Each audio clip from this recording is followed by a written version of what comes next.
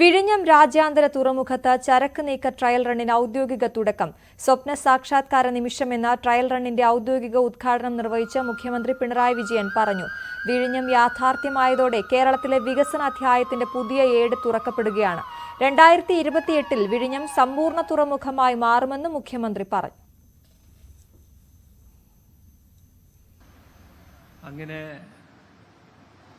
നമ്മുടെ കേരളത്തിന് അതും നേടാനായിരിക്കുന്നു. ദീർഘകാലത്തെ സ്വപ്നം യാഥാർത്ഥ്യമായി തീരുകയാണ്. ഇതിന് സഹായിച്ച, ഇതുമായി സഹകരിച്ച, ആവശ്യമായ പിന്തുണ നൽകിയ എല്ലാവർക്കും കേരളത്തിന്റെ കൃതജ്ഞത ആദ്യമായും രേഖപ്പെടുത്തട്ടെ. വിഴിഞ്ഞം യാഥാർത്ഥ്യമാകുമ്പോൾ നമ്മുടെ കേരളത്തിന്റെ വികസന അധ്യായത്തിലെ ഒരു പുതിയ ഏട് ആരംഭിക്കുകയാണ്. അന്താരാഷ്ട്ര ലോബികൾ പദ്ധതിയെ തുരങ്കം വയ്ക്കാൻ ശ്രമിച്ചുവെന്ന് മുഖ്യമന്ത്രി വ്യക്തമാക്കി. എന്നാൽ വിഴിഞ്ഞം അന്താരാഷ്ട്ര തുറമുഖമായി ഉയരണമെന്ന കാര്യത്തിൽ പണ്ടേ വ്യക്തതയുണ്ടായിരുന്നുവെന്നും അഴിമതിക്കോ ചൂഷണത്തിനോ ഉള്ള ഉപാധിയായി വിഴിഞ്ഞം മാറരുതെന്ന നിർബന്ധമായിരുന്നു ഉണ്ടായിരുന്നതെന്നും മുഖ്യമന്ത്രി വിശദീകരിച്ചു. തുടക്കത്തിലുള്ള പ്രതിസന്ധികളെ തരണം ചെയ്ത് അതിവേഗതയിലാണ് പുലിമൂട്ടിലെ നിർമ്മാണം പൂർത്തിയാക്കിയത്. ഇപ്പോ 2960 മീറ്റർ നിർമ്മാണം പൂർത്തിയായി കഴിഞ്ഞു. ഇതില് 2500 മീറ്ററോളം അക്രോപോഡ് ഉപയോഗിച്ച് സുരക്ഷിതമാക്കിയിട്ടുണ്ട്. ഇതോടനുബന്ധിച്ച് വിഴിഞ്ഞം മുതൽ ബാലരാമപുരം വരെ 11 കിലോമീറ്റർ പ്രകൃതി സൗഹൃദ തുരങ്ക റെയിൽവേ പാത നിർമ്മിക്കുന്നതിന് DPR സമർപ്പിച്ചിട്ടുണ്ട്. അതിന് കേന്ദ്ര സർക്കാരിന്റെ അംഗീകാരം ലഭിക്കുകയും ചെയ്തു. പൊതു സ്വകാര്യ പങ്കാളിത്തത്തിന്റെ പ്രാധാന്യം വ്യക്തമാക്കുന്നതാണ് വിഴിഞ്ഞം പദ്ധതിയെന്ന് ചടങ്ങിൽ മുഖ്യാതിഥിയായ കേന്ദ്ര തുറമുഖ ഷിപ്പിംഗ് മന്ത്രി സർബാനന്ദ സോനോവാൾ പറഞ്ഞു. I am so happy to be here today in the beautiful state of Kerala for the celebration of the arrival of the first mothership in Vizhinjam International Seaport. Malayalis are warm and hospitable in nature. Their commitment, honesty and integrity is unparalleled. The scenic beauty of the state of Kerala and its deep cultural and artistic heritage has always enthralled me and compelled me to visit Kerala again and again. പദ്ധതി യാഥാർത്ഥ്യമാക്കാൻ സഹകരിച്ച കരൺ അദാനിക്ക് നന്ദി അറിയിച്ച മുഖ്യമന്ത്രി മുൻ തുറമുഖ മന്ത്രി അഹമ്മദ് ദേവർകോവിലിനെ അഭിനന്ദിച്ചു. 2016 LDF സർക്കാർ അധികാരത്തിൽ വന്നു. അന്ന് തുറമുഖ വകുപ്പ് കൈകാര്യം ചെയ്തത് ശ്രീ കടന്നപ്പള്ളി രാമചന്ദ്രനായിരുന്നു.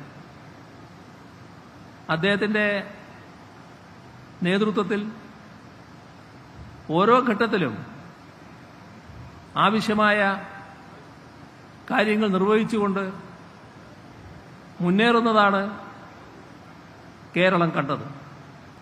എല്ലാവർക്കും അറിയാവുന്നതുപോലെ വളരെ സജീവമായി ഇടപെട്ട രണ്ടാമത്തെ മന്ത്രി 2021-ൽ അധികാരത്തിൽ വന്ന ഗവൺമെന്റിന്റെ ഭാഗമായി ഉണ്ടായിരുന്നുവെന്ന് എല്ലാവർക്കും അറിയാം. അത് ശ്രീ അഹമ്മദ് ദേവർകോവിലാണ്. അദ്ദേഹവും ഈ പദ്ധതി യാഥാർത്ഥ്യമാകുന്നതിനു വേണ്ടി നല്ല ശ്രമം അർപ്പണബോധത്തോടെ നടത്തിയിരുന്നുവെന്നത് ഈ ഘട്ടത്തിൽ ഞാൻ ഓർക്കുകയാണ്. ഇത്തരത്തിലുള്ള പ്രത്യേക ശ്രദ്ധ, കരുതൽ സർക്കാരിന്റെ ഭാഗത്തു നിന്ന് ഈ പദ്ധതി യാഥാർത്ഥ്യമാക്കാൻ ഉണ്ടായി എന്നതാണ് വസ്തുത. സർക്കാരിന്റെ ഇച്ഛാശക്തി എന്തെന്ന 1ഉം 2ഉം പിണറായി സർക്കാരുകൾ വിഴിഞ്ഞം കൊണ്ട് കാണിച്ചു നൽകിയതായും തദ്ദേശീയർക്ക് 50% തൊഴിൽ നൽകുമെന്നും സംസ്ഥാന തുറമുഖ മന്ത്രി VN വാസവൻ പറഞ്ഞു. മഹാമാരി വന്നു, കോവിഡ് രൗദ്രഭാവം കൊണ്ട് നമ്മെ വേട്ടയാടി. അത്തരം ഘട്ടങ്ങളിലും വലിയ പ്രതിസന്ധികളും പ്രയാസങ്ങളും വന്നു. പിന്നീട് അതിനെയും തരണം ചെയ്ത് മുന്നോട്ട് വരുമ്പോൾ ചില പ്രക്ഷോഭ സമരങ്ങൾ വളർന്നു വന്നു. ആ പ്രക്ഷോഭ സമരങ്ങളിലെല്ലാം ഈ ഗവൺമെന്റ് സ്വീകരിച്ച സഹിഷ്ണുതയുടെ, സമീപനത്തോടെ, സമയുക്തതയോടെയുള്ള സമീപനമാണ് യഥാർത്ഥത്തിൽ ആ പ്രശ്നങ്ങളെല്ലാം അതിജീവിച്ചുകൊണ്ട് വിഴിഞ്ഞം പോർട്ട് യാഥാർത്ഥ്യമാകുന്ന രൂപത്തിലേക്ക് അതിന്റെ പ്രവർത്തനങ്ങൾ ഉയർന്നു വന്നത് എന്നത് ഏറെ അഭിമാനത്തോടെ പറയുകയാണ്. ഒരു ഗവൺമെന്റിന്റെ ഇച്ഛാശക്തി എന്തെന്ന് 1ഉം 2ഉം പിണറായി സർക്കാർ ഈ വിഴിഞ്ഞത്തിലൂടെ ലോകത്തിന് കാട്ടിക്കൊടുത്തിരിക്കുന്നു എന്ന അഭിമാനകരമായ മുഹൂർത്തമാണ് ഞാനിവിടെ സൂചിപ്പിക്കുന്നത്.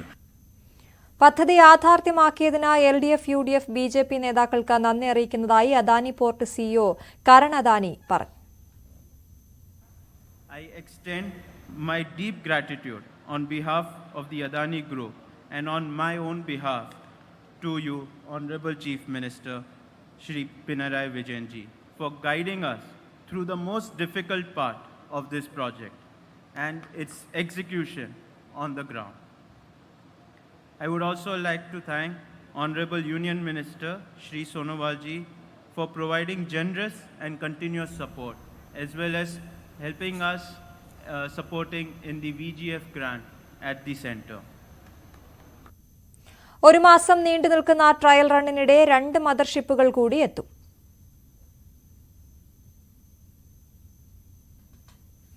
വിഴിഞ്ഞം പദ്ധതിയുടെ നാൾവഴികൾ എണ്ണിപ്പറഞ്ഞായിരുന്നു മുഖ്യമന്ത്രി പിണറായി വിജയന്റെ പ്രസംഗം. പദ്ധതിക്ക് അനുമതി നേടിയെടുക്കുമെന്ന് പ്രഖ്യാപിച്ച VS അച്യുതാനന്ദൻ സർക്കാർ 2007 ടെൻഡർ വിളിച്ചതും മൻമോഹൻ സിംഗ് സർക്കാർ അനുമതി നിഷേധിച്ചതും വിശദീകരിച്ച മുഖ്യമന്ത്രി 2011 ഉമ്മൻചാണ്ടി സർക്കാരിനെക്കുറിച്ച് പരാമർശിച്ചതേയില്ല. ഉമ്മൻചാണ്ടി തറക്കല്ലിട്ടതും പ്രസംഗത്തിൽ ഇടം പിടിച്ചില്ല. വിഴിഞ്ഞത്തിന്റെ കാര്യത്തിൽ ഉപയോഗപ്പെടുത്തണമെന്ന ചിന്ത രാജഭരണകാലത്ത് തന്നെ ഉണ്ടായിരുന്നു എന്നതാണ് വസ്തുത. സ്വാതന്ത്ര്യലബ്ധിക്കും കേരള പിറവിക്കുമൊക്കെ ശേഷമുള്ള സർക്കാരുകൾ ആ ചിന്ത വലിയ തോതിൽ പ്രതിധ്വനിപ്പിച്ചിട്ടുണ്ട്. ആ ചരിത്രം ബഹുമാന്യായ അധ്യക്ഷനിവിടെ വിശദമാക്കിയതുകൊണ്ട് ഞാനതിലേക്ക് കടക്കുന്നില്ല. വീണ്ടും ഒരാവർത്തനത്തിലേക്ക് ഞാൻ പോകുന്നില്ല. ഇവിടെ ഇത്തരമൊരു പോർട്ട് വരിക എന്നത് നാടാകെ ആഗ്രഹിക്കുന്ന ഒരു കാര്യമാണ്. 2006 സെപ്റ്റംബർ 16-നാണ്, സെപ്റ്റംബർ 18-നാണ് ഈ തുറമുഖത്തിന്റെ പദ്ധതിക്ക് അനുമതി നേടിയെടുക്കാൻ ശ്രമിക്കുമെന്ന് അന്നത്തെ LDF സർക്കാർ പ്രഖ്യാപിക്കുന്നത്. അങ്ങനെയാണ് 2007 മാർച്ച് 9-ന് VISLനെ നോഡൽ ഏജൻസിയാക്കിയുള്ള റീടെൻഡർ ഉത്തരവ് വരുന്നത്.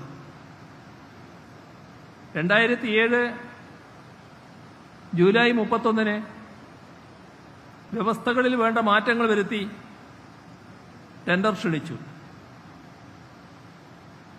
2009 നവംബർ 13-ന് പദ്ധതി പഠനത്തിനായി ഇന്റർനാഷണൽ ഫിനാൻസ് കോർപ്പറേഷനെ നിയോഗിച്ചു. 2010-ൽ ടെൻഡർ നടപടികളാവുന്നു. പിന്നെ കേസും നിയമ നടപടികളും ആ കാര്യങ്ങളെല്ലാം ഇവിടെ പറഞ്ഞു കഴിഞ്ഞിട്ടുണ്ട്. ഇപ്പോൾ ചിലർ കണ്ടുപിടിച്ചു അതൊരു ചൈനീസ് കമ്പനിയാണ്, അതിൻ്റേതായ ആക്ഷേപം ചിലർ ഉയർത്തി. അന്ന് കേന്ദ്രം മൻമോഹൻ സിംഗ് നേതൃത്വം കൊടുക്കുന്ന സർക്കാരായിരുന്നു. ആ സർക്കാർ അതിന് അനുമതി നിഷേധിച്ചു.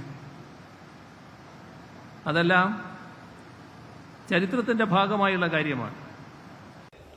അമ്മക്കപ്പൽ എത്തുന്നതിന് മുമ്പ് തന്നെ തുടങ്ങിയ വാക്പോരാണ് പുതിയൊരു രാഷ്ട്രീയ വിവാദത്തിലേക്ക് വഴിവെച്ചിരിക്കുന്നത്. 1996 EK നയനാർ സർക്കാരിൻ്റെ കാലം മുതൽ വിഴിഞ്ഞം രാജ്യാന്തര തുറമുഖം യാഥാർത്ഥ്യമാക്കുന്നതുമായി ബന്ധപ്പെട്ട് നടന്ന ചർച്ചകളെക്കുറിച്ചടക്കം 40 മിനിറ്റ് നീണ്ട സുദീർഘമായ പ്രസംഗത്തിൽ മുഖ്യമന്ത്രി ഓരോ കാര്യങ്ങളായി എടുത്തെടുത്ത് പറഞ്ഞപ്പോഴും 2015 ഓഗസ്റ്റ് മാസം 17-ാം തീയതി ഈ വിഴിഞ്ഞം തുറമുഖത്തിൻ്റെ കരാർ കരൺ അദാനിയുമായി അന്നത്തെ മുഖ്യമന്ത്രി ഉമ്മൻചാണ്ടി ഒപ്പുവെച്ചതിനെക്കുറിച്ച് ഒരു വാചകം പോലും പരാമർശിക്കാതിരുന്നതാണ് പ്രതിപക്ഷം വലിയ രാഷ്ട്രീയ ആയുധമാക്കി മാറ്റുന്നത്. അതിനിടയിൽ കരൺ അദാനി തന്നെ മുഖ്യപ്രഭാഷണം നടത്തുന്നതിനിടയിൽ കരാർ ഒപ്പുവെക്കാൻ കാരണക്കാരനായ മുൻ മുഖ്യമന്ത്രി ഉമ്മൻചാണ്ടിയെക്കുറിച്ചും അന്നത്തെ സ്ഥലം MP ആയിരുന്ന ശശി തരൂരിനെക്കുറിച്ചും ഹൃദ്യമായ ഭാഷയിൽ അവരോട് നന്ദി പറയുന്നു, അവരുടെ സേവനങ്ങൾ ഹൃദ്യമായ രീതിയിൽ ഓർക്കുന്നുവെന്നുകൂടി പരാമർശിച്ചതിന് പിന്നാലെയാണ് M. വിൻസെന്റ് MLA ആശംസാ പ്രസംഗം നടത്തിയത്. അതിനിടയിലാണ് മുഖ്യമന്ത്രിയായിരുന്ന ഉമ്മൻചാണ്ടി അന്ന് ഈ കരാർ ഒപ്പിട്ടതിൻ്റെ പേരിൽ കേൾക്കേണ്ടി വന്ന പഴികൾ ചെറുതൊന്നുമല്ല എന്ന വിമർശനം പരോക്ഷമായി ഇടതുപക്ഷത്തിന് നേരെ നടത്തിയത്. To the warm and welcoming people of Virinjam and Thiruvananthapuram, to Shri Shashi Tharoorji, Honorable Member of the Parliament for Thiruvananthapuram, to the late Shri Oman Chandiji, to my Adani colleagues who put their heart and soul into this project, and also to the many leaders present here who put aside all their political differences to see Kerala's dream come true. ഗവൺമെൻറ്റുകളുടെ തുടർച്ചയാണ് ഇത്. നേരത്തെ ഇവിടെ അധ്യക്ഷൻ സൂചിപ്പിച്ചതുപോലെ ഇതിന് മുൻപുള്ള ഓരോ ഗവൺമെൻറ്റുകളും ഈ വിഴിഞ്ഞം തുറമുഖം വരണമെന്ന കാര്യത്തിൽ ആത്മാർത്ഥമായ പരിശ്രമം നടത്തിയിട്ടുണ്ട്. അത് ആത്യന്തികമായി എത്തിച്ചിട്ടുള്ളത് ശ്രീ ഉമ്മൻചാണ്ടി സാറാണെന്നുള്ള കാര്യം ഞാൻ ഈ അവസരത്തിൽ അനുസ്മരിക്കുകയാണ്. അതിൻ്റെ പേരിൽ ഒരുപാട് പഴികൾ അദ്ദേഹം കേട്ടിട്ടുണ്ട്. അതിൻ്റെ പേരിൽ ജുഡീഷ്യൽ അന്വേഷണവും വിജിലൻസ് അന്വേഷണവും ഉൾപ്പെടെയുള്ള അന്വേഷണങ്ങളെല്ലാം അദ്ദേഹം നേരിട്ടിട്ടുണ്ട് എന്നുള്ളത് ഞാൻ ഓർക്കുകയാണ്. തീർച്ചയായും ഇന്ന് അദ്ദേഹം കൂടി ജീവിച്ചിരുന്നിരുന്നുവെങ്കിൽ ഏറ്റവും അധികം സന്തോഷിക്കുന്നതും അദ്ദേഹമായിരുന്നു. നമ്മളോടൊപ്പം അദ്ദേഹവും ഏറ്റവും അധികം സന്തോഷിക്കുമായിരുന്നു.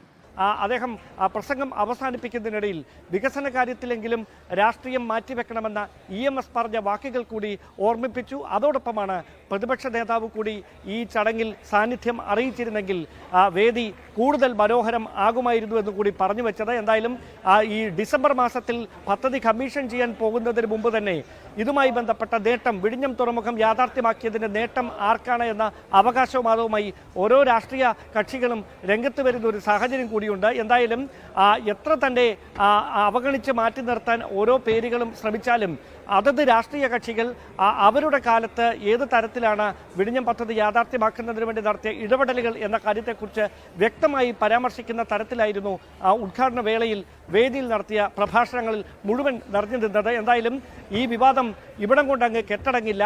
വരും ദിവസങ്ങളിൽ നിയമസഭാ തെരഞ്ഞെടുപ്പ് വരെ നീണ്ടു നിൽക്കുന്ന തരത്തിലേക്ക് വിഴിഞ്ഞം തുറമുഖവുമായി ബന്ധപ്പെട്ട വികസന നേട്ടം അത് ഉയർത്തിക്കാണിക്കാൻ ഇടത് സർക്കാരും അതോടൊപ്പം ഇതിന് തുടക്കമിട്ടതിൻ്റെ ക്രെഡിറ്റ് തങ്ങൾക്കാണിത്, തങ്ങളുടെ കുഞ്ഞാണ് എന്ന് പറഞ്ഞ് നിയമസഭയിൽ തുടക്കമിട്ട അവകാശവാദങ്ങൾ രാഷ്ട്രീയ പ്രചാരണമാക്കി മാറ്റാൻ UDF ശ്രമിക്കുമെന്ന കാര്യത്തിൽ യാതൊരു സംശയവും വേണം.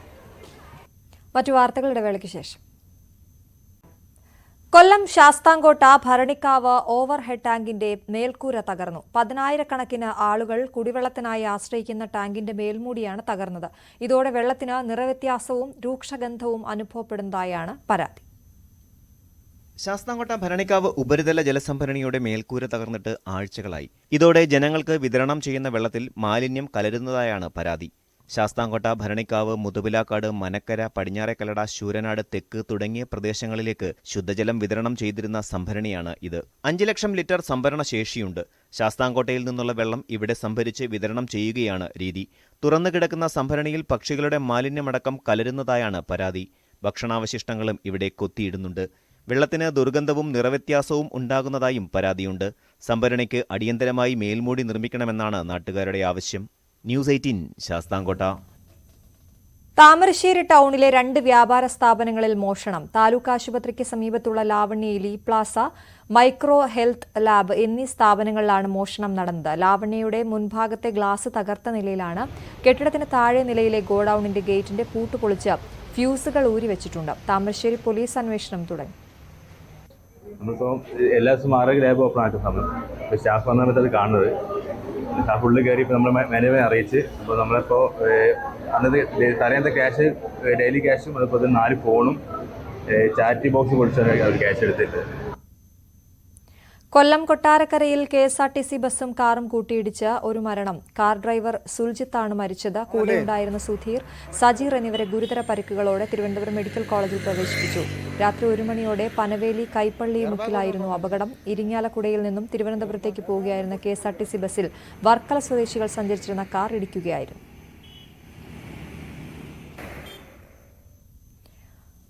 കോഴിക്കോട് നാദാപുരം കല്ലാച്ചി വാണിമേൽ റോഡിൽ കൂറ്റൻ മരവും തെങ്ങുകളും റോഡിലേക്ക് കടപുഴകി വീണു. വൻ അപകടമാണ് ഒഴിവായത്. എന്നാൽ ഗതാഗതം ഏറെ നേരം സ്തംഭിച്ചു. രാവിലെ 7 മണിയോടെയായിരുന്നു സംഭവം. നിരവധി വാഹനങ്ങൾ കടന്നു പോകുമ്പോഴാണ് മരം നിലംപതിച്ചത്.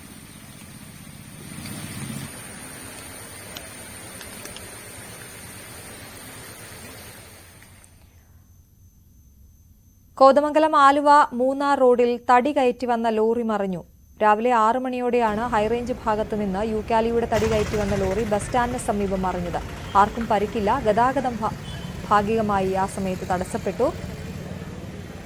നിരവധി അപകടങ്ങൾ ഇവിടെ ഉണ്ടാകുന്നതായി വ്യാപാരി വ്യവസായ ഏകോപന സമിതി പ്രസിഡന്റ് MB നൌഷാദ് പറഞ്ഞു.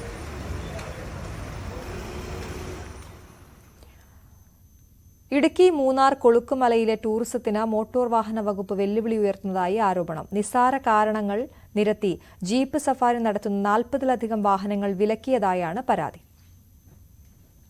ഓരോ 3 മാസം കൂടുമ്പോഴും ഫിറ്റ്നസ് ഉറപ്പുവരുത്തിയാണ് ഇടുക്കി മൂന്നാർ കൊളുക്കുമലയിലേക്ക് സഫാരി നടത്തുന്ന ജീപ്പുകൾക്ക് അനുമതി കൊടുക്കുന്നത്.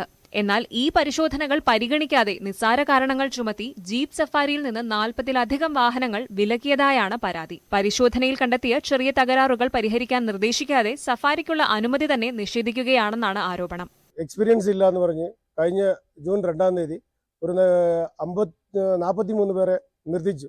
എന്തിനാണെന്ന് വെച്ച് കഴിഞ്ഞാൽ 5 വർഷം എക്സ്പീരിയൻസ് വേണമെന്ന് പറഞ്ഞു. അപ്പോൾ ആദ്യം ഈ കൊളുക്കുമല TTPC ആയിട്ട് ബന്ധപ്പെട്ട് ഒരു 5 വർഷമായിട്ടുണ്ട്. 5 വർഷം അന്ന് ഒരു SAP ഉണ്ടാക്കിയത് 2 വർഷം മേലിലുള്ളവർ ഓടിക്കാമെന്ന് പറഞ്ഞിട്ടാണ് ഒരു നിയമം ഉണ്ടാക്കിയെടുക്കുന്നത്. അപ്പോൾ ഈ തിരക്കില്ലാത്ത സമയത്തിൽ ഈ നിയമം വരും. എന്ത് എക്സ്പീരിയൻസ് വേണം, എക്സ്പീരിയൻസ് ഇല്ലാത്തവർ ഓടിക്കാൻ പറ്റില്ല. തിരക്കാകുമ്പോൾ ഈ എക്സ്പീരിയൻസ് ഒന്നും വേണ്ട, ആർക്ക് വേണമെങ്കിലും ഓടിക്കാം. ഒരു ചോദ്യം കാണില്ല, ഒന്നുമില്ല. പിന്നെ ഞങ്ങളെല്ലാവരും ഇപ്പോൾ പറഞ്ഞല്ലോ, ഒരു 1.5 മാസമായിട്ട് ഇവിടെ കുറേ പേര് വീട്ടിലിരിക്കുക. അവർക്ക് വാൽവാധാരം ഇല്ല. കുറേ പേര് അച്ഛനില്ലാത്തവരുണ്ട്, അമ്മയില്ലാത്തവരുണ്ട്. ഞങ്ങളെല്ലാവരും എസ്റ്റേറ്റിൽ ജനിച്ചു വന്ന മക്കളാണ്. ആർക്കും ഇവിടെ കോടിക്കണക്കിന് സ്വത്തൊന്നും ആർക്കും ഇല്ല. ഞങ്ങൾ ഈ വണ്ടി ഓടിച്ചിട്ടാണ് ദിവസം കഞ്ഞി കുടിച്ച് പോണത്. ഞങ്ങൾക്ക് സ്ഥിരമായിട്ട് ഒരു പ്രശ്നമില്ലാത്ത രീതിക്ക് ആദ്യം പറഞ്ഞതുപോലെ ഈ 2 വർഷം ഉള്ളവർ ഓടിക്കണമെന്ന് പറഞ്ഞ് ആദ്യം നിയമമുണ്ട്.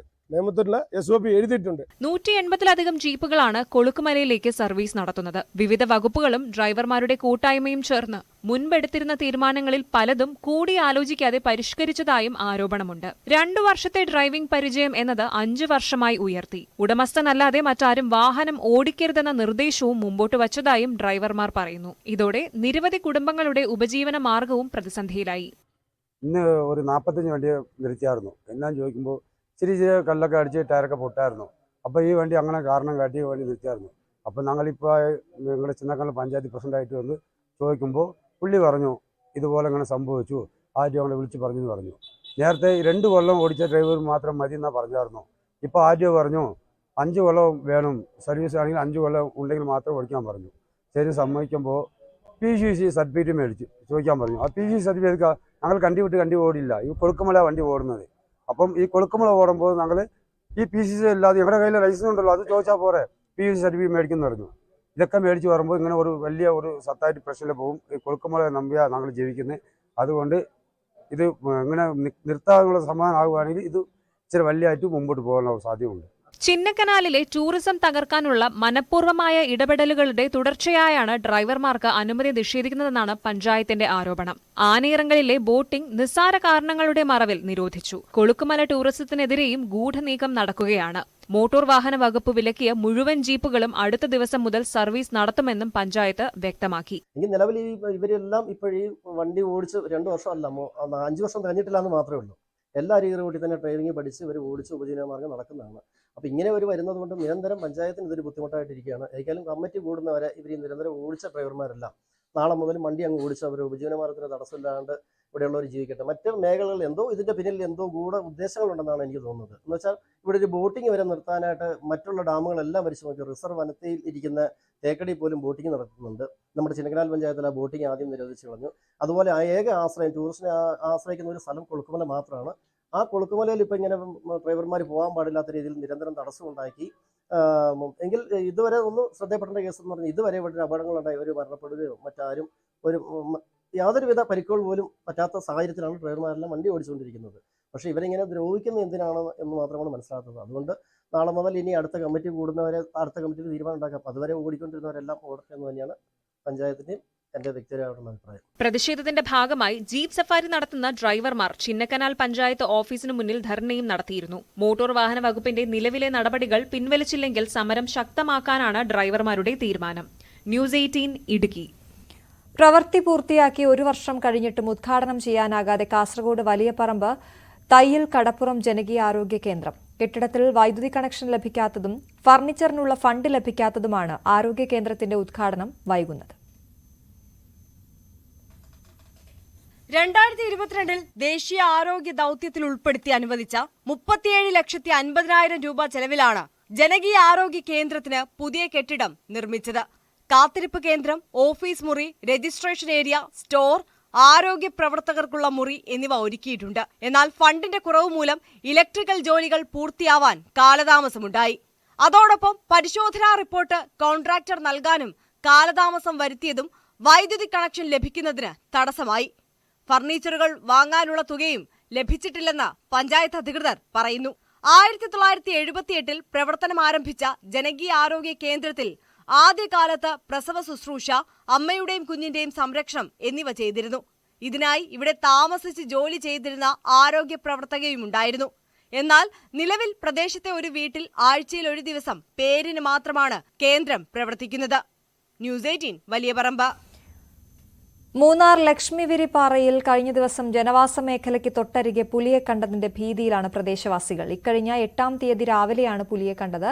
ലയങ്ങൾക്കരികെയുള്ള തേയിലത്തോട്ടത്തിലായിരുന്നു പുലിയുടെ സാന്നിധ്യം. ആളുകൾ ബഹളം വെച്ചതോടെ പുലി ഓടി മറയുകയും ചെയ്തു. കുട്ടികളെ വീടുകളിൽ തനിച്ചാക്കി ഭയപ്പാടോടെയാണ് തൊഴിലാളികൾ അതിരാവിലെ ജോലിക്കിറങ്ങുന്നത്. വനംവകുപ്പ് ഇടപെട്ട് എത്രയും പെട്ടെന്ന് പുലിയെ പിടികൂടി മാറ്റണമെന്നാണ് കുടുംബങ്ങളുടെ ആവശ്യം. പാലക്കാട് കൊപ്പം നഗരത്തിലെ വഴിയോര വിശ്രമ കേന്ദ്രത്തിനായി നടപടികൾ പുരോഗമിക്കുന്നു. കുടുംബശ്രീയുടെ നേതൃത്വത്തിലാണ് വിശ്രമ കേന്ദ്രത്തിന്റെ പ്രവർത്തനം. സ്മാർട്ട് വില്ലേജ് ഓഫീസ് പദ്ധതിയുടെ ഭാഗമായാണ് കൊപ്പം പഞ്ചായത്തിന് മുന്നിലായി 3 നിലകളിൽ കെട്ടിടം നിർമ്മിച്ചത്. താഴെ വിശ്രമ കേന്ദ്രവും മുകളിൽ വില്ലേജ് ഓഫീസുമാണ് വിഭാവനം ചെയ്തത്. മൂന്നാർ സഹകരണ ബാങ്കിനെതിരായ ആരോപണങ്ങൾ തള്ളി CPM ഇടുക്കി ജില്ലാ നേതൃത്വം. നക്ഷത്ര ഹോട്ടൽ മുമ്പ് കമ്പനിയായി പ്രവർത്തിച്ചത് അന്നത്തെ നിയമ സാഹചര്യങ്ങൾ മൂലമാണ്. സ്വകാര്യ വായ്പകളെ ചൊല്ലി ഉയരുന്ന ആരോപണങ്ങളും അടിസ്ഥാനരഹിതമാണെന്നാണ് പാർട്ടിയുടെ നിലപാട്. സഹകരണ പ്രസ്ഥാനങ്ങൾ ലാഭകരമായ മറ്റ് ബിസിനസ്സുകൾ ചെയ്യുന്നതിന്റെ ഭാഗമായാണ് നക്ഷത്ര ഹോട്ടൽ ആരംഭിച്ചത്. ഇത് ലാഭകരമാണ്.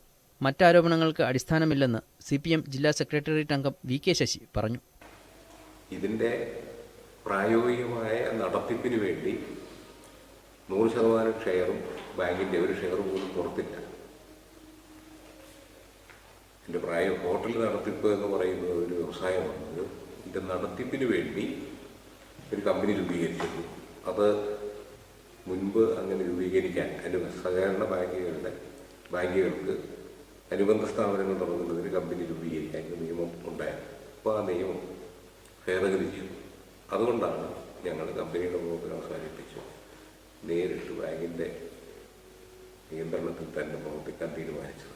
അന്നത്തെ സഹകരണ നിയമപ്രകാരം മറ്റ് ബിസിനസ്സുകൾ ആരംഭിക്കാൻ അനുമതിയില്ലായിരുന്നു. അതിനാലാണ് ഹോട്ടൽ കമ്പനിയായി പ്രവർത്തിച്ചത്. സാഹചര്യം മാറിയതിനെ തുടർന്ന് ഉടമസ്ഥാവകാശം ബാങ്കിന് കീഴിലേക്ക് മാറ്റി.